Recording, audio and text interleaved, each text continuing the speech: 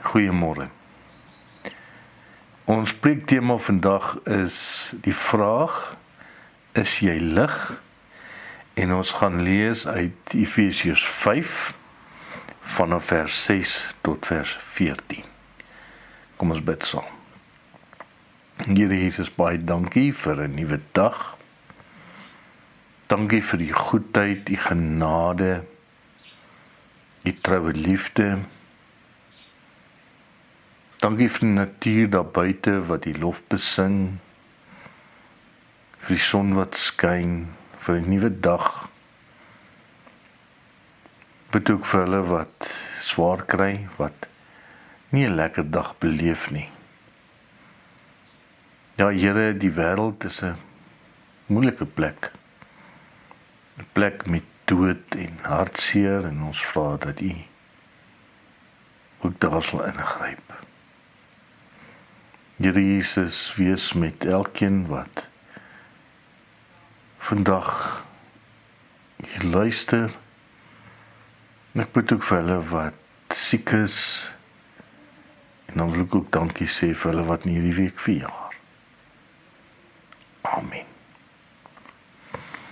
Ons gaan lees uit Efesiërs 5 vanaf vers 6. In die lig lewe is hierdie opskrif. Laat niemand julle verlei met nikszeggende redenasies nie, want daardeur kom die toorn van God oor die seuns van die ongehoorsaamheid. Moet dus nie deel van hulle wees nie, want vroeër was julle wel duisternis, maar nou in die Here is julle lig. Leef as kinders van die lig. Die vrug van die lig bestaan immers uit alle goedheid en geregtigheid en waarheid. Beproef wat vir die Here aanneemlik is, ja, maar nie deel wie aan die onvrugbare werking van die duisternis nie. Stel dit eerder in die kaak. Want die dinge wat deur hulle in die geheim gedoen word, selfs net om daaroor te praat, is skandelik. Tog word alles wat deur die lig ontmasker word, openbaar. Immers alles wat sigbaar word, is lig. Daarom word gesê, word wakker jy wat slaap, en staan op uit die dood, en Christus sal sy lig oor jou laat skyn. Vers 5. En die Here is julle lig. Leef as kinders van die lig. Die vrug van die lig bestaan immers uit alle goedheid en geregtigheid en waarheid.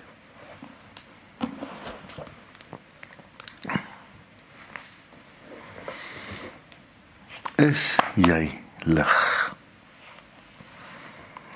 Nou, Paulus is nogal baie lief om die beeld van lig teenoor duisternis te gebruik. En vir ons is in 2026 het lig baie belangrik geword. Want jy het ook al seker in die nag wakker geword, en so half deur die slaap wonder jy, hoekom is dit nou ewe skielik so donker? En die volgende gedagte is, hoe lank voor die krag weer gaan aankom? En ons het besef dat dit nie net vanselfsprekend is om sommer net 'n skakelaar aan te sit nie. Want dit is Eskom.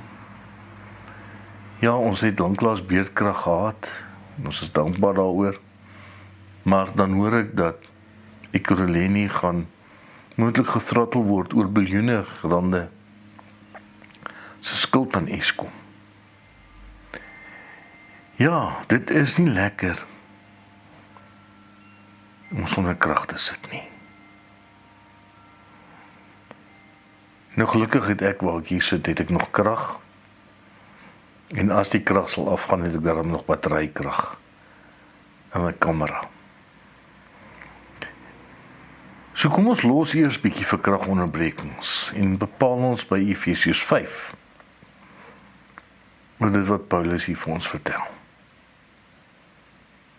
Ja, Paulus praat van lig, en soos ek gesê het, spesifiek van lig en donker. En ek en jy, net soos Paulus weet, dat daar 'n geweldige kontras is tussen die twee. Want lig en donker is absoluut onverzoenbaar met mekaar. En die amazing van lig is, dit verdryf donker. En nie andersom nie. Donker kan nie lig doodmaak nie. Lig kan donker doodmaak. Maar Paulus sê, dis of donker, of lig. En ons weet dat die twee nie naast mekaar kan bestaan nie. Maar Paulus sê ook die volgende. En dit is aardskuddend wat hy hier sê. Hy sê nie die Here is jou lig nie. En ek en jy moet in sy lig lewe nie. Nee. En ek hoop jy sit bietjie regop as jy hieraan dink. Of dit druk jou bietjie tot stilstand. As Paulus vir jou sê, maar jy is lig.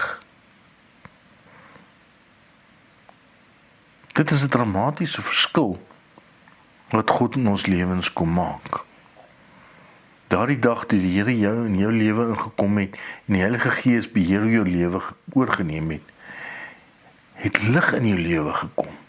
Die duisternis in jou lewe het hy kom verdryf. Daarom moet alles kom omkeer. Daarom moet alles wat in jou bestaan verander. Daar kan nie donker in jou lewe wees nie.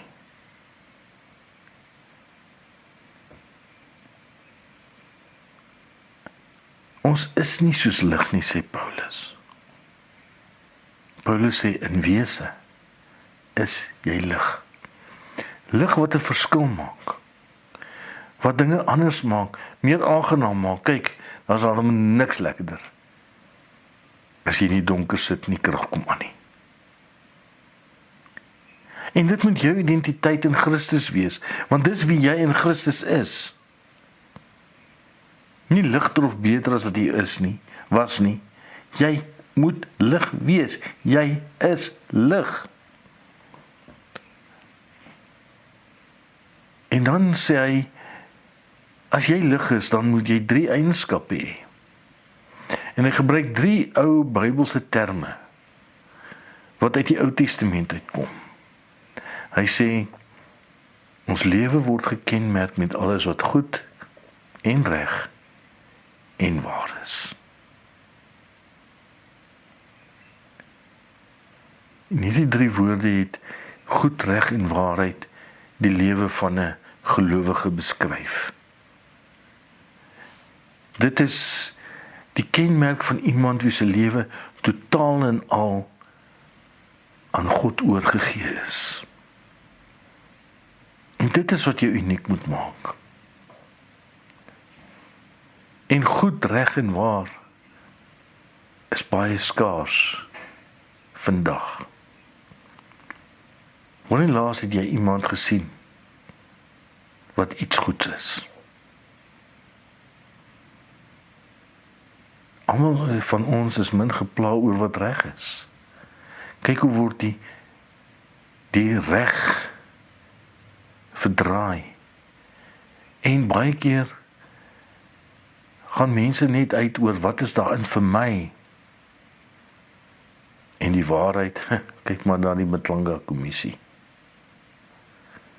Maar is jy anders? Is jy lig? Het jy die duisternis agtergelaat met al sy bedrog en onreg en liefdeloosheid? Is jy 'n nuwe skepping? Is jy lig?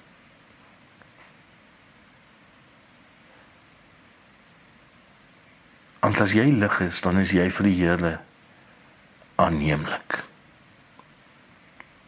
Want lig verdwy, lig verplaas duisternis. En daarom, as jy lig is, dan sê vers 11, jy moet die donkerte aktief beveg.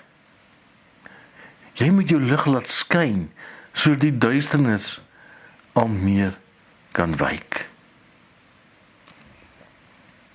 En daarom kan donkerte in Suid-Afrika in jou werkplek nie die oorhand kry as daar lig is nie, as ons lig is nie. En daarom kan ons saam met Jesus die duisternis aanvat. Ja, jy kan nie persoonlik Ekurhuleni regryk nie. Ek sou nogal waardeer as jy kan.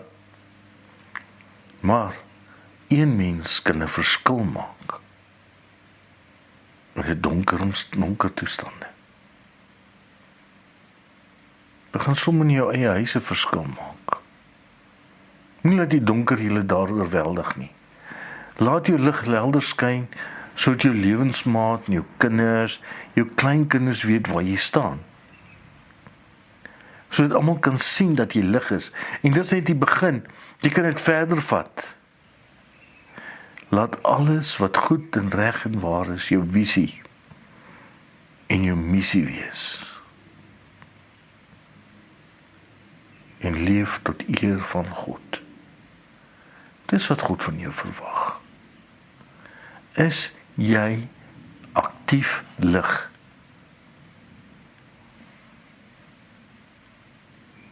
Kortliks, as jy lig is daar hoegenaamd geen plek vir kragonderbrekings in 'n gelowiges lewe nie.